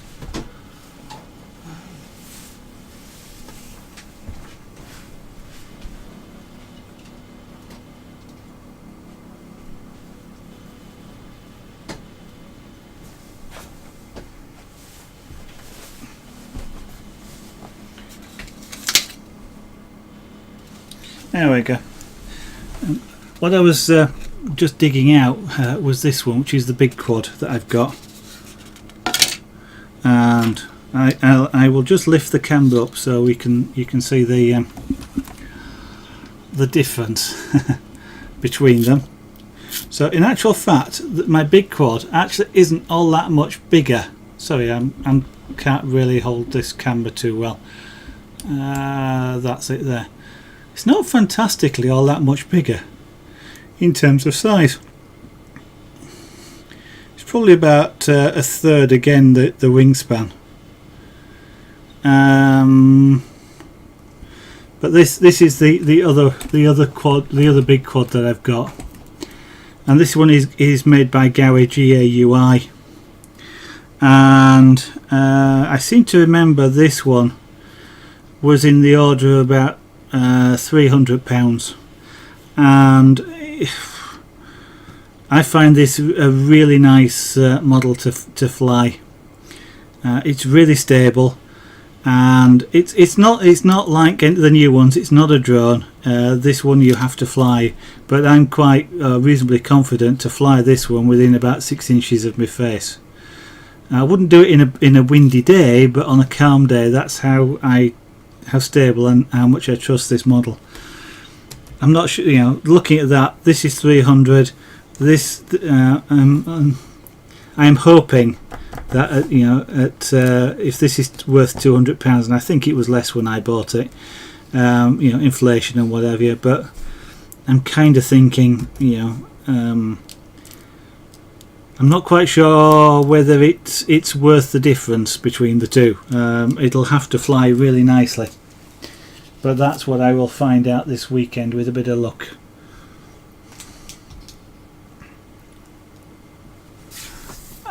Yeah, have a look around though, AD. I mean, that the quad pod now is a couple of years old. I certainly would suggest looking at what's available now from the big manufacturers like Align, Gaui, and there's, I've forgotten who the others are.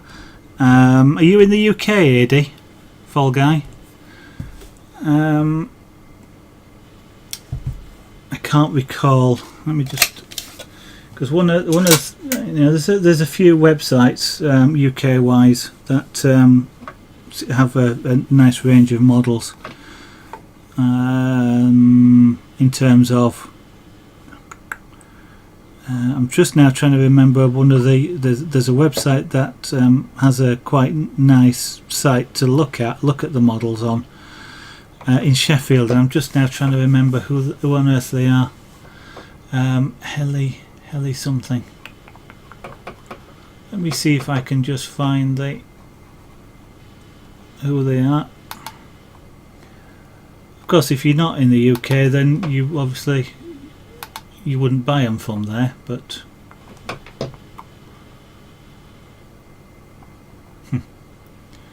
helps if I pick the right browser that's actually got the bookmark in it.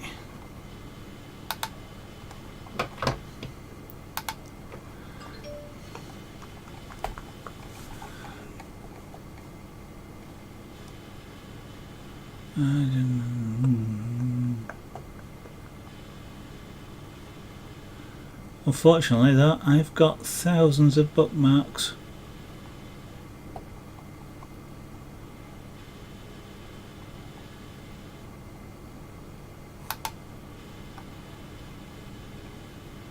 No, I'm not going to find that really quickly.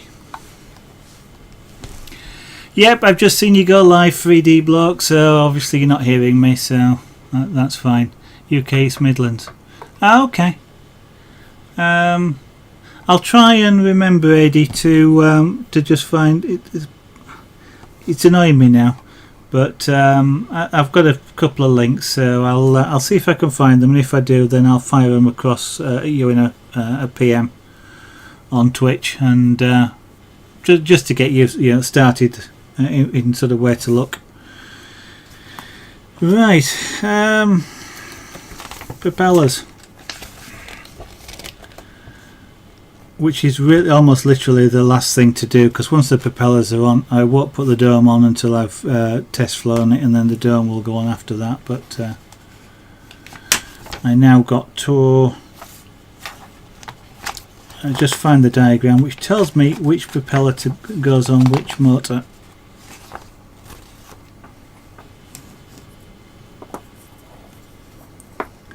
So in theory this motor runs clockwise. That means it wants a red propeller, and the propellers, they've actually got stickers on which will need to come off, coloured stickers on. to tell you which way they rotate, because they only actually, well, they kind of only work one way. And so this spins clockwise and that blows the air down. If you tried to put it on the other way, it would obviously blow the air up, and it will only push it so far into the ground before it stops. So you have to put them on the right way around, and that's why they've coloured it, to make it easy for you if you don't know how to read a propeller's which way a propeller's working. And so that now I need the Allen key, which is available in one of the little bags.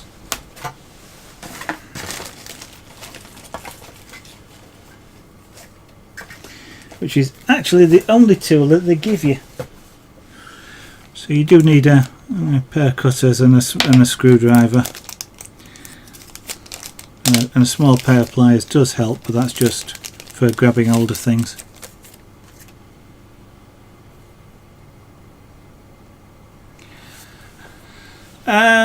Yeah. It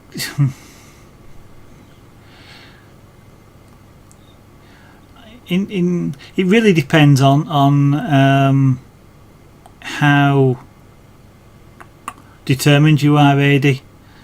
I mean, joining a club, gives you insurance as well, gives you third-party insurance. I mean, you can get that by joining the National Association and getting third-party insurance that way as well. You've got model boats, so you've got a slight advantage, of course, of being used to the reversed control, in terms of at least the one, the rudder control. You might be able to fly, learn to fly without without them. I mean, the drone style are relatively easy to fly, because as soon as you let go of the sticks, they just stop. And therefore, you can learn to fly the drone style a lot easier, because basically, you move the throttle, it takes off, and you let go, and it'll just stay there. And therefore, if it's coming towards you and the controls are reversed and you get confused, you just let go and it just stops. So from that perspective, the newer technology makes it really easy for you to learn. Going back to the stuff that you've actually got to fly yourself, then you're possibly best starting with some of the super stable helicopters, which have twin they look like a normal helicopter, if you like, with a central rotor and a tail, but they have two rotors on the top that actually rotate in opposite directions. And they're super stable from the point of view of you can't exactly let go of them, but they're really hard to fall out of the air with. Just about the only thing you need to do is to keep the throttle at a stable point. If you let go of the other control, it'll just stabilize itself. So they're a lot easier to learn the basic controls and to learn how to fly towards yourself, or actually fly the model in any sort of orientation. Now they're relatively cheap things, but if you're serious about it, they'll frustrate you fairly quickly. But you then can move on to more comprehensive versions of the same thing. Like, I will just show you two more.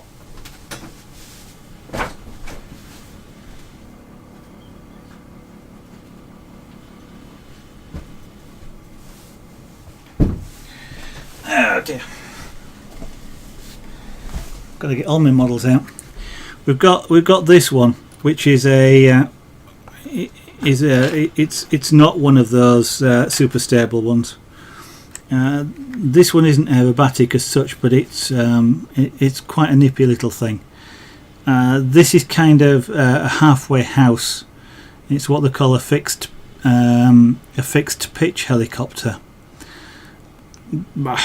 Doesn't really make it mean much. It's just the way in which the this main rotor works.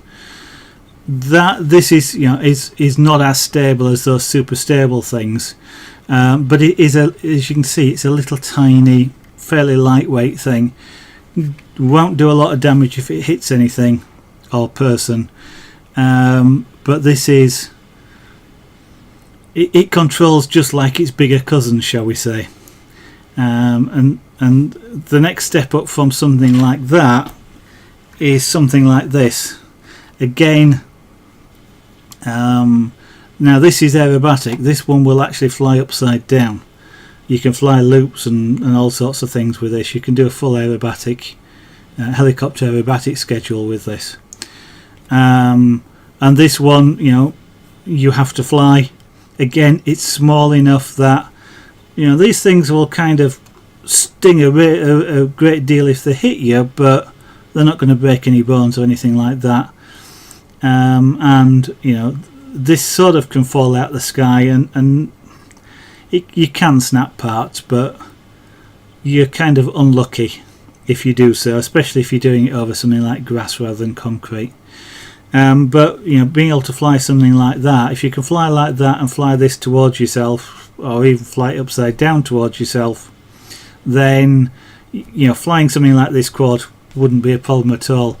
This sort of stuff is probably cheaper to start with than just going out and getting a quad that you've got to fly, because you know, if this comes down at too hard an angle on one of these arms, I suspect the arm will snap, and then I've got to replace the, you know, the arm and things like that. This comes down, well, these things have landed in all sorts of orientations. I've never replaced a part yet. But if you're starting with the big ones and you can't fly, I definitely would recommend a club.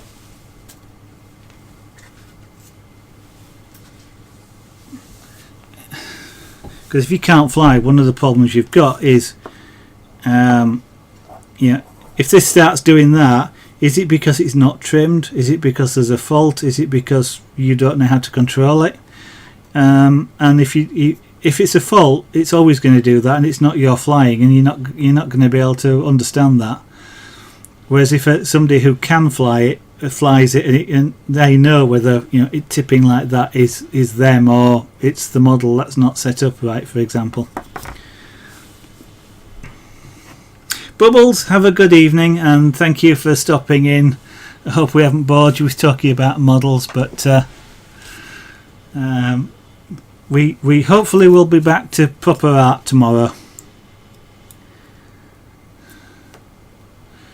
Right, so I need to unscrew the set screw in the side of here, and once I've put these propellers on, that'll be it for the stream tonight. But now, in theory, there is. I'm not sure if you can sort of see a black mark on here, on this, the top of this motor, on the shaft. The light's reflecting it off in a slightly different way. Hopefully you can sort of see that flashing in the middle. What that is it's what they call a flat. The shaft has been ground, so it's not round at that point. It's flattened off, and the reason they've done that is so that when this propeller goes on, there's a little screw in the side of it. You can just see that circular thing. It's an Allen, what they call an Allen screw, because it uses a hexagonal tool to tighten it up. The idea is that Allen screw will tighten down onto that flat area, and you know, basic physics means that it can't spin all the way around. You know, because it can't get past the edge of the flat bit. So just tighten this down now onto that area.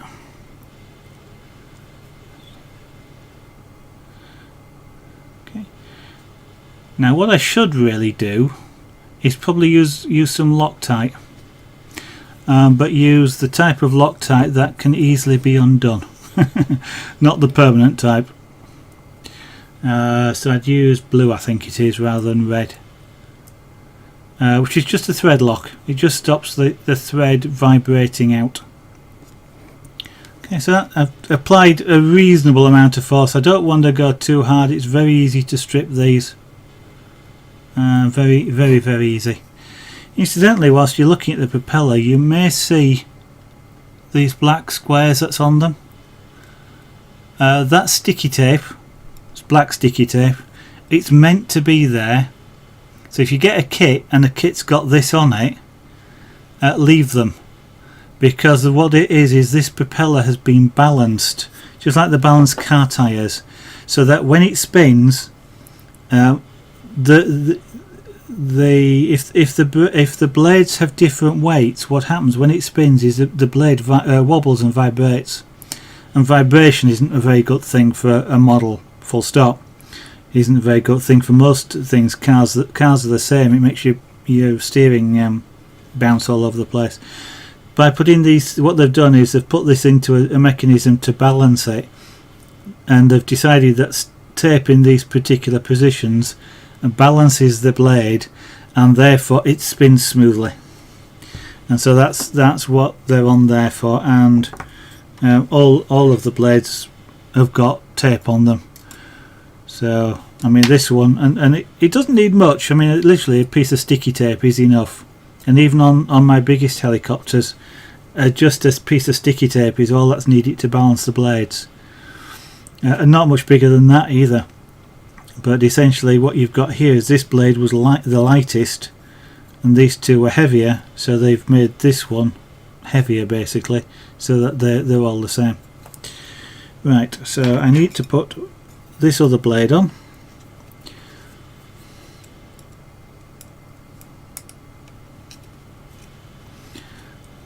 So I'll just undo the set screw without it dropping out. Find where the flat is on this other one. So the propellers on opposite sides, opposite each other, are all both spinning in the same direction, so they both need to be the same colour. I know where the flat is, so I'm just going to unscrew the bolt a little bit more, the set screw, because it won't quite drop into place. It's a bit fiddly, and it's one of those sort of Murphy's Law things that if you unscrew this, it's going to drop out, and then it's going to be a pain in the neck to find. So hopefully it won't.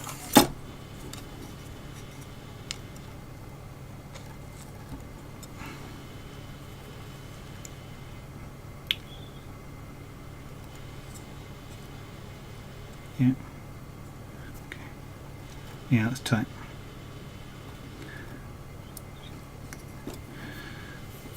Now, normally, if I was on a model aircraft, well, generally speaking, on any sort of model where I'm fastening something like this on, you would often leave a gap between this metal bit of the propeller and what it's goes against, because you don't want the two to rub on each other. But this is an outrunner. Sorry, you can't see. You normally leave a gap between the propeller and what it's connecting to, so that they don't rub against each other. But this is an outrunner motor, which means the whole outer case is rotating. So the fact that the two are butted up against each other is no problem whatsoever, because they're both locked together. You want them locked together.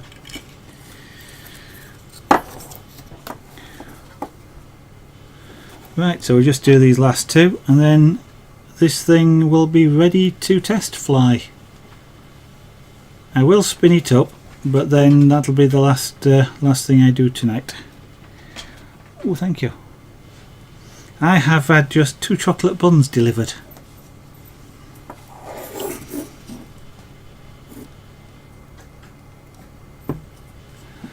I shall take a look in a moment. Okay, sorry I'm not watching here, I'm talking. Tillybug, have a good evening. Thank you for joining. It's been most interesting having you guys around. And I've not talked about modelling like this for a long time. So one thing about model clubs is they're a talking shop. There's a lot of talking goes on, and model clubs tend to meet on you meet at the flying field on Sundays, and there have been times when you come home thinking, have I actually flown a model today? Because you spent so much time just talking to everybody about models and everything else. It's quite a social experience, shall we say. I shall have a look in a moment, Adi, at your link. I'm just going to complete this, and then we'll fire the motors, just so you guys can see it with the props spinning.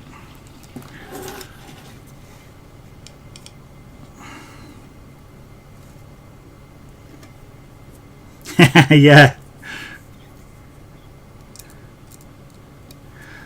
I mean, there's nothing actually, as AD will probably cover, there's nothing actually stopping you flying usually. I mean, you do tend to take turns when you are flying, and you don't hog the flying space or the lake, but there are times when you fly, and it might only be like a 3-minute flight, but it's a couple of hours later before you get your next one in. Right, so we've got the props on. This is going to cause quite a bit of wind, so I'm just going to move bits out of the way.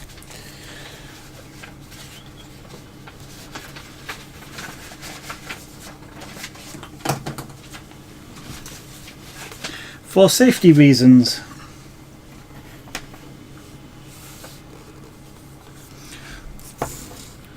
Now then, the preferred way always of doing this is to always turn the transmitter on first.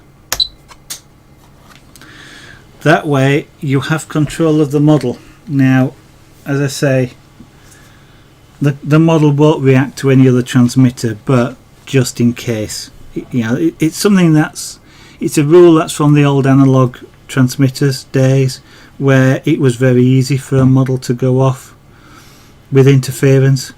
The new digital radios effectively don't have interference, and they have something called fail-safe, where if they're not receiving a signal, the receiver will set all its controls to a preset position, which with a helicopter, for example, will stop the rotors. It will fall out the sky. With a model plane, for example, it will usually cut the motor, but make the plane controls neutral, and it will tend to glide. The whole idea really is that it doesn't sort of spin everything up to maximum speed and start smashing into a car or something like that. So if you've lost signal, fail safe, with the helicopters, it drops out of the sky. Yes, you've got a damaged helicopter, but it's better than damaging a person. So I'm now going to plug it in. Nothing should happen other than these rotors will probably, you'll see the rotors jerk, and that's the speed controllers initializing and generating the notes that you're about to hear.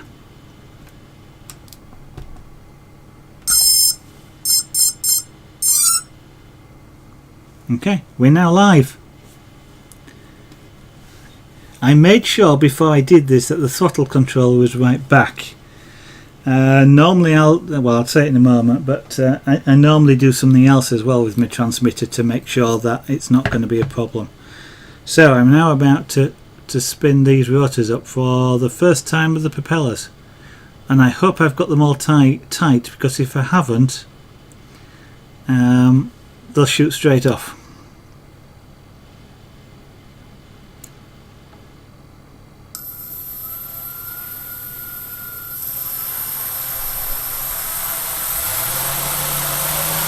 And there we go. There's quite a bit of breeze here. It's causing stuff on the desk to wobble around, and I've not got the throttle up very fast at all.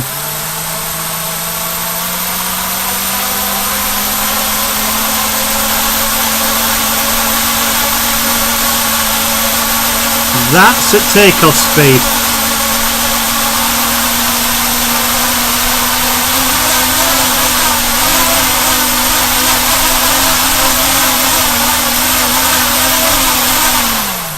Okay, that's as much as I'm comfortable doing here in this closed environment. But you might have actually heard the motor surging there, and what that was is I mentioned the sort of the ground effect. So the air was blowing down and bouncing up, and it was causing the arms to vibrate, and the vibration, because I literally couldn't hold it dead still, the thing was reacting to try and stabilise itself, and it did that by varying the speeds of the motor, so you could hear them surging. But there you go, it's alive, it's capable of flight, and I'm now going to unplug it before I accidentally hit the control on the transmitter. So it's done. Test flight tomorrow, assuming that we've got decent weather and it's not too windy. One of the things I was going to just mention is this. One of the things I really like to to set up on the models, especially for the helicopters, but I also do it for the car and the truck as well, is I generally will set, and I'll just turn this off, I generally will set one of the controls, and I tend to use this one, but there are limitations that on the race car it won't do. I can't use that one for a different reason, but I tend to use this one as a it gets called a throttle cut, but it's kind of like a safety switch, so that if that's in that position there, it doesn't matter what I do with the throttle. What the transmitter is doing is saying, you know, ignore that now, because that switch is thrown, it's ignoring this control, and I can do what I like with that and nothing happens. And what that means is if you're carrying this, for example, it's really easy just to catch that, especially if you're wearing a neck strap, and it just bangs against your body, and you know, if it bangs against your body and just knocks that like that, then the model just jumps because it's an electric motor. It goes from 0 to full power in nothing flat. So that's, you know, it's a safety feature, and now I'll have to remember how to program that in, because it's I don't want to subject you to lots of beeps and you wouldn't actually see what was going on. But that's a feature I need to program in for this transmitter before I fly it. That way then I've got this safety switch, and I have no chance of it starting up when I wasn't expecting it. So I will just now take a look at this link for AD Guy. Sorry about the delay.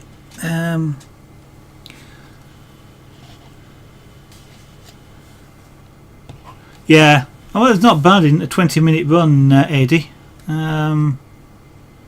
That big quadcopter of mine will fly for 20 minutes, but yeah, the battery pack's quite warm at that point. Daft as it is, though, that's just air cooled. Is the battery pack, and it's I'm guessing you were probably running bigger packs as well on a boat, but that one they're uncomfortable, shall we say, but they're not hot enough to swell at that point. Let's have a look at this link. Yep, that's the sort of thing, AD. Just to start with, they're super stable, basically. Oh yeah, and it's the blade as well. That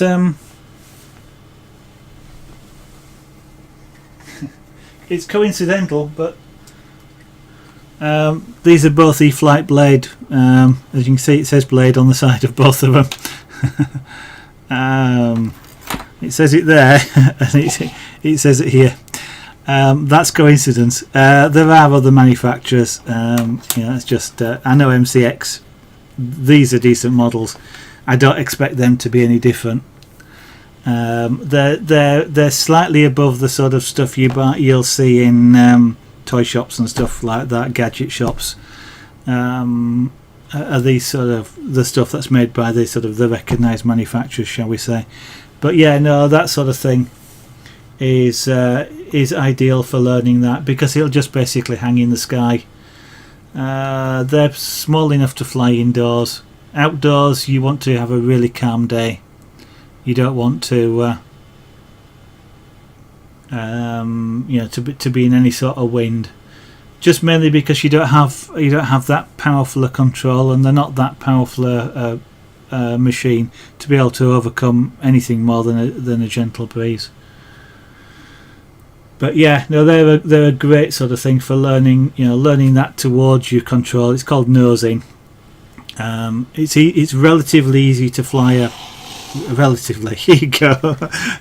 It's relatively easy to fly a helicopter when it's facing this way, and I'm here this side, of course, when it's facing away from me, because the controls react like you'd expect them to react. Left will make, you know, if I made the control go left, these will do that just like you'd expect them to do, or if I ask it to rotate left, they'll both do that. But if it's coming towards you, and just to show you again, if I ask both of these to go left, they do that, and if I ask both of them to rotate left, they do that. But from where I am, of course, they look the opposite way around. They are turning left, they're doing exactly what they're asked to do, but this one especially, you know, if this is hovering near the ground and I get that control wrong, it's straight over and on the ground. Those that AD has given the link for there, it's kind of like the I won't say the wallow, but it's yeah. You can put a really hard control movement in, and those will just sort of do that. They'll just sort of tip over fairly slowly and start moving. You can make them move fairly fast, but you know you've got plenty of time to react if you get the controls wrong. 20,000 RPM. Yeah, that's actually quite slow. AD 20 kV. The quad, the Gowie quad there. There. I'm just trying to read it.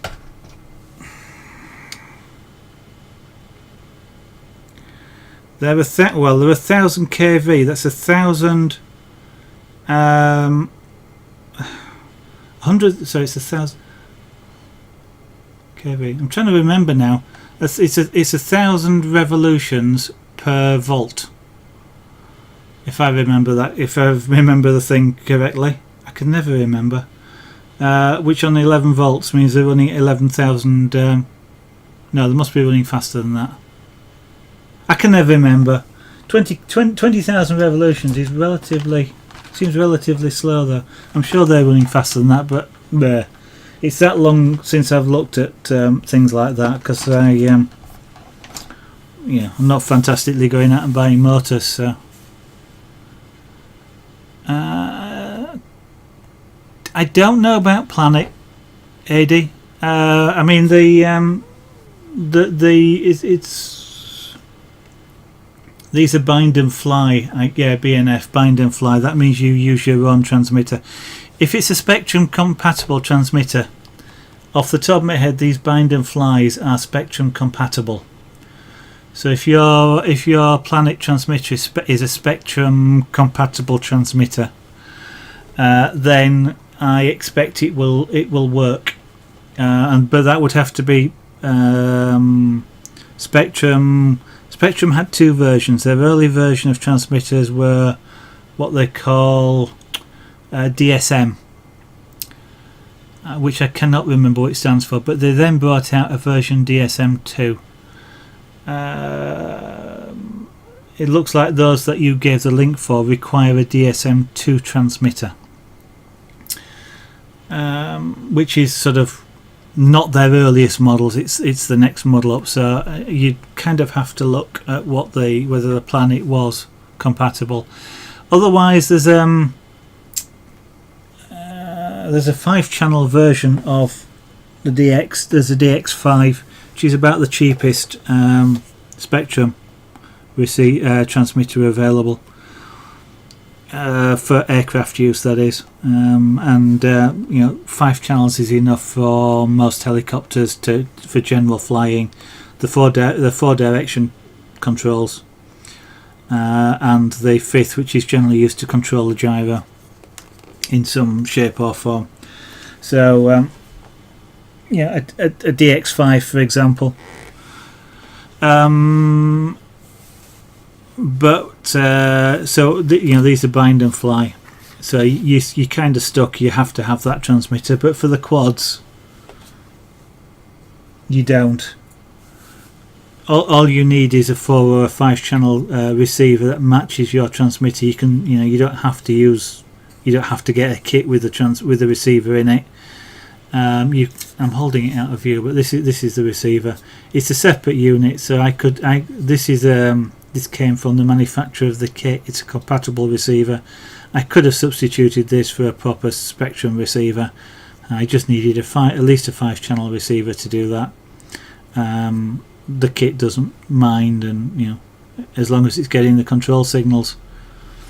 So from the point of view of a kit, you possibly could use your Planet transmitter AD, but for the B&F models, almost certainly they've got to be Spectrum those have to be Spectrum compatible. Right, this has been a long stream, but we are finished. And I'll move my 2 little models out of the way. Let's put the star of the show in, because it's definitely the star of the show. I'm not.